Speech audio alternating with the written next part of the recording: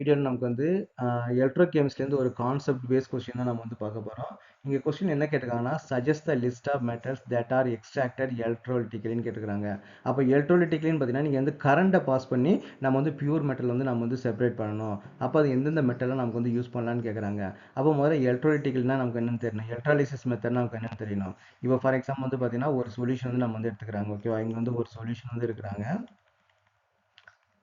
அப்போ அந்த சொல்யூஷன் நம்ம என்ன பண்ணுறாங்கன்னா கரண்ட் வந்து பாஸ் பண்ணுறாங்க. அப்போ கரண்ட்டை பாஸ் பண்ணுறதுக்கு என்ன பண்ணுவாங்க, ஒரு 2 எலக்ட்ரோடு வந்து யூஸ் பண்ணுவாங்க. ஒரு ஆனோடு ஒரு கேத்தோடு வந்து யூஸ் பண்ணுவாங்க. இங்கே ரெண்டையும் நம்ம என்ன பண்ணுவோம்னா ஒரு பேட்டரியோ இல்லைனா ஏதாவது ஒரு கரண்ட் சோர்ஸ் மூலமாக நமக்கு வந்து கனெக்ட் பண்ணியிருப்பாங்க.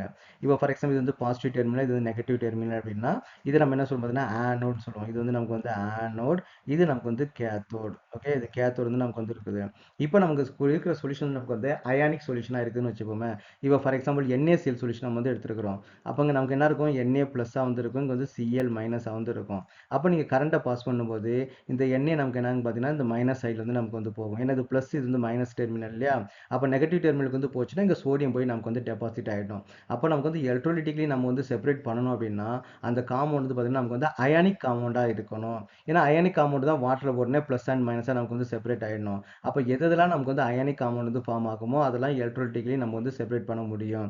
அப்போ அயானிக் காம்பவுண்ட் வந்து நமக்கு எந்த காம்பவுண்ட் வந்து ஃபார்ம் ஆகும், ஹைலி ரியாக்டிவ் மெட்டல்ஸ் தான். நம்ம 10th ஸ்டாண்டர்ட் வந்து படிச்சிருப்போம் ஹைலி ரியாக்டிவ் மெட்டல், அப்புறம் வந்து ஆவரேஜ் ரியாக்டிவ் மெட்டல் அப்படின்னா புவர் ரியாக்டிவ் மெட்டல்ஸ் நம்ம படிச்சிருப்போம் இல்லையா. அப்போ வந்து less reactive metal, high reactive metal, less reactive metal, moderate reactive metal கூட நம்ம சொல்லலாம். அப்போ அந்த ஹைலி ரியாக்டிவ் மெட்டல் தான் நம்ம என்ன பண்ணணும் பார்த்தீங்கன்னா அயானிக் காம்பவுண்ட் வந்து ஃபார்ம் ஆகும். இப்போ for example sodium chloride, sodium வந்து பார்த்தீங்கன்னா ஹைலி ரியாக்டிவ் மெட்டல். அப்போ சோடியத்தை இந்த மெத்தட் வந்து நமக்கு வந்து இந்த மெத்தடை யூஸ் பண்ணி செப்பரேட் பண்ணலாம். ஃபார் எக்ஸாம்பிள் பார்த்தீங்கன்னா லித்தியம் குளோரைடு, அப்போ லித்தியம் குளோரைடு நமக்கு என்னது ஹைலி ரியாக்டிவ் மெட்டல் தான் இல்லையா.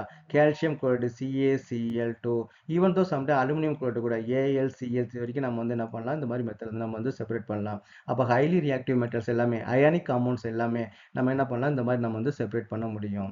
அப்போ இதுக்கு நமக்கு கீ பாயிண்ட் என்னன்னு பார்த்தீங்கன்னா ஹைலி ரியாக்டிவ் மெட்டல்ஸாக இருக்கணும். அட் த சேம் டைம் நமக்கு என்ன வந்து அயானிக் காம்பவுண்ட் ஃபார்ம் பண்ணக்கூடியதாக இருக்கணும். மெக்னீஷியம் கூட நமக்கு வந்து இருக்கும்.